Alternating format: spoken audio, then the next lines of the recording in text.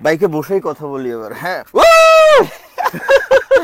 ভাই পরাগ থাক, বসে কথা বলার দরকার নেই। ও দাঁড়াই কথা বলি, ঠিক আছে ভাই? ওকে যে ওকে। অবস্থা, ও ওমা কি হলো? ভাই গেছে গেছে ভাই গেছে ভাই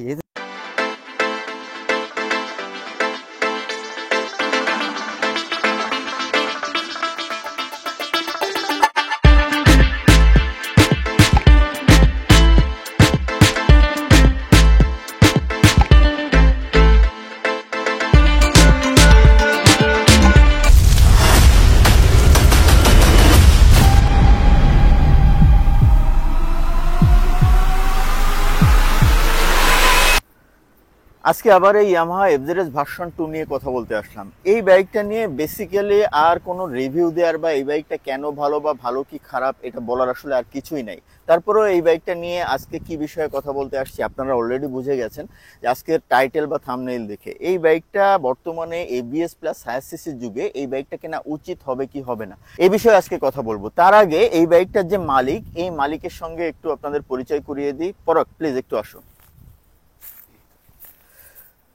পরাগ ওয়েলকাম। থ্যাংক ইউ ভাই। এই বাইকটা তুমি কত কিলোমিটার চালাইছো?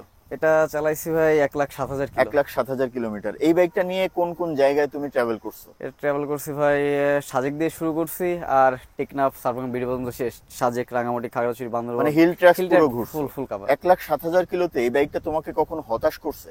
না ভাই এটা কখনো হতাশ করে নাই। মেইনটেনেন্স কস্ট কেমন পাও তুমি? কি এটা নিয়ে স্যাটিসফাইড? হ্যাঁ মেইনটেনেন্স কস্ট ভাই খুবই মিনিমাম, মানে ফুললি স্যাটিসফাইড। আচ্ছা গাইজ, আমরা একটু ফাস্ট যাচ্ছি কারণ হচ্ছে অনেকবার শর্ট নিছি কিন্তু ফোন গরম হয়ে বন্ধ হয়ে যাচ্ছে, যে কারণে ফাস্ট কথা বলছি, একটু অড লাগতে পারে। পরাগকে একটু পরে আবার ডাকবো, ওরও কিছু পার্ট আছে, যেহেতু বাইকটা ওর, ও ডিজার্ভ করে আজকে ব্লগের কিছু অংশে থাকা, এই হচ্ছে বিষয়। থ্যাংক ইউ ভাই। ঠিক আছে পরাগ, থ্যাংক ইউ। এই এবিএস এবং হায়ার সিসি যুগে এই বাইকটা কেনা উচিত হবে কিনা? ডেফিনেটলি উচিত হবে। আজকে আপনাদের সামনে 5টা কারণ শেয়ার করব, যে 5টা কারণে আমি বলছি এই বাইকটা কেনা ডেফিনেটলি উচিত হবে। রিজন নাম্বার 1, এই বাইকটার ব্রেকিং অ্যান্ড কন্ট্রোল। বর্তমান বাংলাদেশে যত নন এবিএস বাইক আছে, এই নন এবিএস বাইকগুলোর ভেতরে one of the best breaking হচ্ছে ইয়ামাহা এফজেডএস ভার্সন 2 এর। প্লাস এর সঙ্গে রয়েছে কন্ট্রোল। আর এর কন্ট্রোলিং এত ভালো বা কন্ট্রোল করতে এত সুবিধা, এরও কিন্তু কারণ রয়েছে। 1 নম্বর কারণ হচ্ছে এই বাইকটা সিট হাইট।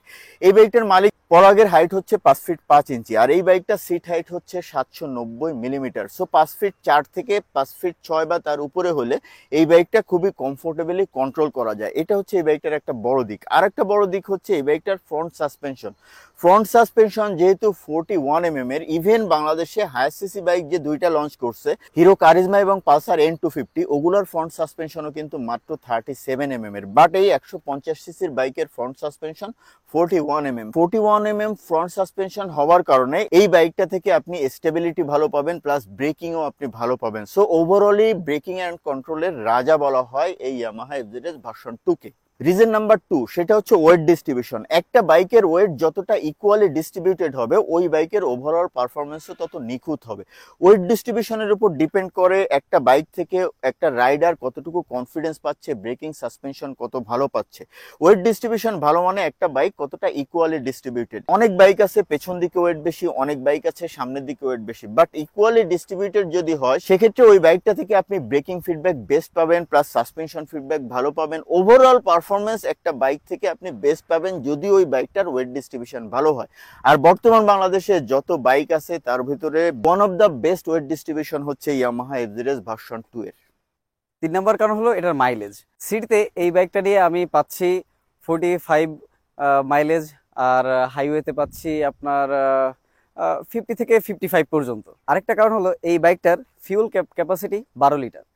তো 12 লিটার তেলে আপনি অ্যারাউন্ড 600 থেকে 650 কিলোমিটার চলে যেতে পারবেন। আপনি নিঃসন্দেহে বাংলাদেশের এক প্রান্ত থেকে অন্য প্রান্তে খুব অনায়াসে চলে যেতে পারবেন। 4 নম্বর কারণ হলো এই বাইকটার riding comfort and pillion comfort. Riding কমফোর্টে এই বাইকটা নিয়ে আমি লং রাইড করছি একদিনে 600 কিলোর মতো। তো এটা আমাকে কখনো এইটা ফিল করায় নাই যে আমি খুব টায়ার্ড হয়ে গেছি, আমার হাতে ঘাড়ে বা কোথাও পেইন হচ্ছে বা কিছু, এটাতে কোনো কোনো প্রবলেম হয় নাই। এই বাইকটার আরেকটা বড় কমফোর্টেবল দিক হলো পিলিয়ন কমফোর্ট। পিলিয়ন কমফোর্ট হিসাবে আমার বাবা মা বোন ভাই সবাই রাইড মানে উঠছে, সবাইকে নিয়ে রাইড করছি, তো তাদেরও কোনো কমপ্লেন এটা দিয়ে আসে নাই। তার মানে রাইডিং অ্যান্ড পিলিয়ন কমফোর্ট নিয়ে এই বাইকটা নিয়ে কোনো কমপ্লেনই নেই। আর এই বাইকটার লাস্ট বা শেষ যে কারণটা বা 5 নম্বর যে কারণটা এই বাইকটা চয়েস করার, সেটা হচ্ছে এই বাইকটার রিসেল ভ্যালু। এই বাইকটার বর্তমান দাম হচ্ছে 2,33,000 টাকা। এটা অবশ্য বাড়তেছে কমতেছে এইভাবে চলতেছে, বাট আমার কাছে মনে হয়েছে যে this is the best value for money bike in Bangladesh. কারণটা কি? পারফরমেন্স গুলো তো বাদ দিলাম, রিসেল ভ্যালু। ধরেন এফজেডএস ভার্সন 2 এই বাইকটা আপনি 30-35 হাজার কিলো একটা বাইক যদি বিক্রি করেন, সেক্ষেত্রে 1,90,95,000 টাকা পর্যন্ত বা 2 লাখ টাকা পর্যন্ত দাম পাওয়া যায়। চিন্তা করতে পারেন, একটা বাইক 2,30,000 বা 35,000 টাকা দিয়ে কিনছেন, সেই বাইকটা বিক্রি করতেছেন 2 লাখ টাকা বা 1,90,000 বা 1,80,000 টাকা। ডেফিনেটলি বাংলাদেশে বর্তমানে যত বাইক আছে তার ভিতরে রিসেল ভ্যালু ভালো যদি বলতে চাই, তার ভিতরে one of the best resale value হচ্ছে ইয়ামাহা এফজেডএস ভার্সন 2 এর। আর ডেফিনেটলি রিসেল ভ্যালু একটা বড় রিজন। এর কারণটা হচ্ছে আপনি একটা বাইক সারা জীবন চালাবেন না। একটা বাইক আমরা কিছুদিন এক্সপিরিয়েন্স করে হয় অন্য কোম্পানির বাইক কিনি বা একই কোম্পানির ভিন্ন কোনো বাইক কিনি, সেক্ষেত্রে ওই বাইকটা যদি আমরা সেল করে দিই, সেল করে দিয়ে ভালো একটা দাম পাই, ভালো দাম পেয়ে আমরা নতুন বাইক কিনতে গেলে ওর সাথে অল্প কিছু টাকা অ্যাড করলেই নতুন বাইকটা হয়ে যায়। এই ছিল 5 নম্বর কারণ।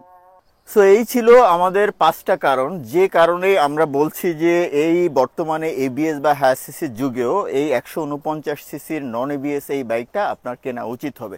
এখন এই বাইকটা নিয়ে একটা ব্যাপার আছে, সেটা হচ্ছে অনেকেই বলেন যে এই বাইকটার পাওয়ার বা টর্ক কম। হ্যাঁ, আমিও বলছি পাওয়ার টর্ক কম। এই বাইকটার পাওয়ার হচ্ছে 13 বিএসপি আর এই বাইকটার টর্ক হচ্ছে 12.8 নিউটন মিটার।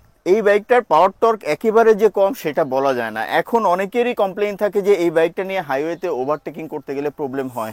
হ্যাঁ, ডেফিনেটলি আমিও স্বীকার করি ওভারটেকিং করতে গেলে প্রবলেম হয়, বাট এই বাইকটাকে সেফ বাইক কেন বলা হয়? এর অনেক কারণ আছে। পাওয়ার টর্ক কম বলেই সেফ না, সবকিছু মিলিয়ে ব্রেকিং, ব্যালেন্স, কন্ট্রোল সবকিছু মিলিয়ে এই বাইকটাকে সেফ বলা হয়। এখন একটা বিষয় হচ্ছে, হাইওয়েতে যত দুর্ঘটনা ঘটে এর ভিতরে সব থেকে বড় কারণ হচ্ছে ওভারটেকিং।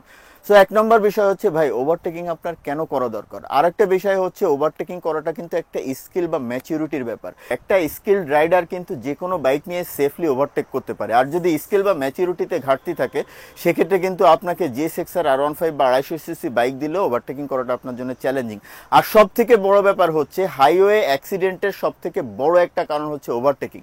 সো ওভারটেকিং যত অ্যাভয়েড করতে পারবেন তত আপনি সেফ থাকবেন। আমার সাজেশন হচ্ছে হাইওয়েতে কোনোভাবেও ওভারটেকিং করবেন না। আর বর্তমান বাংলাদেশে আমাদের মোটরসাইকেলের যে স্পিড লিমিট দিয়ে দিয়েছে, এই স্পিড লিমিটে ওভারটেকিং ব্যাপারটা কিন্তু কোনোভাবে অ্যাপ্রুভ করছে না। মানে এই 50-60 স্পিডে আপনি কি ওভারটেক করবেন?